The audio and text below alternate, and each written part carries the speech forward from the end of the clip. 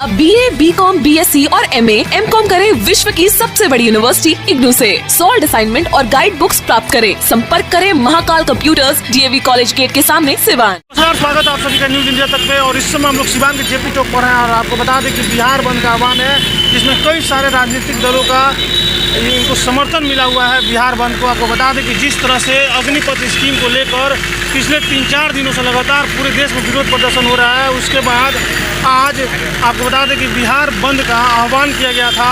और इससे पहले आपको बता दें कि कल रात सिवान जिलाधिकारी अमित कुमार पांडे के द्वारा धारा 144 लगा दिया गया, जिसमें 5 से ज़्यादा लोगों को एक जगह पर खड़े होने की अनुमति नहीं है। इस तरह की बातें हैं। लेकिन आपको बता दें कि जब आज बिहार बंद हो रहा था तो इसमें आयशा और माले के भी लोग हैं जो कि पूरे पुरजोर तरीके से आज खड़े हैं और अभी भी JP चौक में मौजूद है। हमारे साथ माले विधायक हैं अमरजीत कुशवाहा जी, जो कि जीरादेई से विधायक हैं। इनसे बात करेंगे, क्या कुछ कहेंगे जो आज बिहार बंद का आह्वान किया गया है। भारत की नरेंद्र मोदी सरकार आज हिटलर के रास्ते पर चल पड़ी है और देश में तो पहले से ही अघोषित इमरजेंसी लगा रखी है। लोकतंत्र संविधान को कुचलने पर लगातार जो है अड़ी हुई है बुलडोज़र के माध्यम से। अभी हमने देखा कि देश के सेना जो भारतीय के सुरक्षा का महत्वपूर्ण अंग है, उस सेना के भीतर भी ठेका प्रथा को इन्होंने अग्निपथ की योजना के तहत ला दिया, जिसके खिलाफ 3 दिन से हिंदुस्तान के छात्र नौजवान सड़कों पर आ गए हैं, लगातार आंदोलन कर रहे हैं और मांग कर रहे हैं कि सरकार अग्निपथ को वापस ले। यहाँ तक कि हम देख रहे हैं कि जनता, छात्र, नौजवान भाजपा के कार्यालयों पर हमला कर रहे हैं, भाजपा के मंत्री विधायकों को घेर रहे हैं। इससे साफ जाहिर है कि देश की जनता भारतीय जनता पार्टी के खिलाफ खड़ा होना शुरू कर दिया है। हम लोगों ने आज बंद का कॉल किया था, हमारे RYA आयशा ने पूरे बिहार बंद का कॉल किया था। हमने उस आंदोलन का समर्थन किया है और हमने भी मांग किया है कि सरकार अग्निपथ को वापस ले। ये देश की सुरक्षा और छात्र नौजवान के सपनों के खिलाफ है। अगर ये काम हो जाएगा तो देश सुरक्षित नहीं रहेगा। अच्छा, राजनाथ सिंह जो रक्षा मंत्री हैं, उनका कहना है कि ये जो योजना है सेना को मजबूत करने के लिए लाया गया। फिर आपकी इस पर क्या प्रतिक्रिया है? ठीक है, युवा विरोध कर रहे हैं, आपको क्यों लगता है कि इसका विरोध होना चाहिए? ये तो GST लाए थे देश के जनता के लिए, देश का कमर तोड़ रहा है। ये कहे थे महंगाई ख़त्म करेंगे, आज देश का कमर टूट रहा है। तो ये जितना बात बोलते हैं ठीक उसके उल्टा है। नोटबंदी भी लाए थे, नोटबंदी से देश को तबाह कर दिए। तो ये इसको भी कह रहे हैं कि हम इसको सशक्त करें। तो किसानों के खिलाफ जो आंदोलन लाए थे तो किसान उसको समझ करके खड़ा हो गया आंदोलन में, जिसको इनको वापस लेना पड़ा। उसको भी कह रहे थे कि देश के किसानों के हित में। लेकिन इसमें जब युवा आएंगे तो 4 साल में कहा जा रहा है कि 20 लाख रुपए कमाएंगे।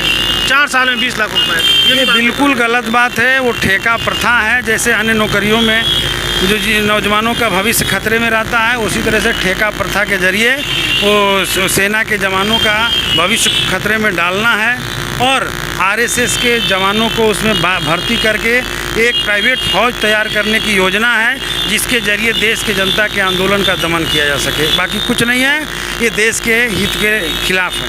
अच्छा, जो RSS के लोग हैं उनको भर्ती करने के लिए आपको लग रहा है? ये भी चलेगा, ये भी, हाँ बिल्कुल उनका प्लानिंग है।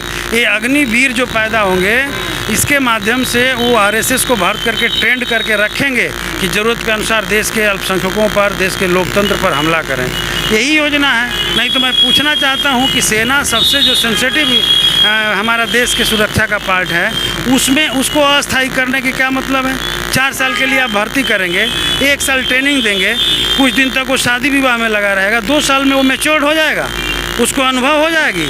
इसलिए लंबा समय तक सेना में जब कोई रहता है तो उसके अंदर एक देशभक्ति की भावना भी जगती है, मैच्योरिटी आती है और देश के अंदर कोई खतरा आता है या बाहर का खतरा आता है तो उसका मुकाबला करने का हिम्मत भी पैदा होता है। विधायक जी, जिस तरह से भारी विरोध 3-4 दिनों से हो रहा है, अभी तक 200 करोड़ से ज़्यादा की संपत्तियों का नुकसान हुआ है, इसको लेके क्या करेंगे? ये गुस्सा कितना जायज़? सब मोदी जी करवा रहे हैं, देश के संपत्ति को आग लगा के जलवा रहे हैं, देश को बेचेंगे और देश का नौजवान चुप रहेगा।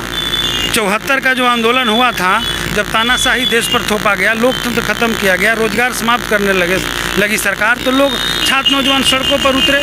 उस समय भी देश के लोगों ने लड़ा। भी कह रहे हैं कि छात्र नहीं है, ये सिर्फ राजनीतिक दल के लोग कर रहे हैं। अब वो तो किसान को भी कह रहे थे कि किसान नहीं है, वो तो खालिस्तानी है, माओवादी हैं, नक्सलाइट हैं, तो क्यों वो पीछे हट गए किसानों ऐसा का? क्यों होता है कि हर बार जब लोग विरोध प्रदर्शन करता है तो कहा जाता है सरकार के द्वारा कि खालिस्तानी है, किसान नहीं है, ये छात्र नहीं है, ऐसा क्यों कहा जाता है? ये सरकार, दरअसल सच ये है कि ये सरकार हिंदुस्तान को हिंदू राज में तब्दील करना चाहती है। ये सरकार हिटलर जैसा इस देश में निज़ाम कायम करना चाहती है। इस देश को नफ़रत की आग में झोंक करके सांप्रदायिक विभाजन करना चाहती है और कुछ मुट्ठी भर लोगों का मुल्क बनाना चाहती है। लेकिन लोग लड़ रहे हैं।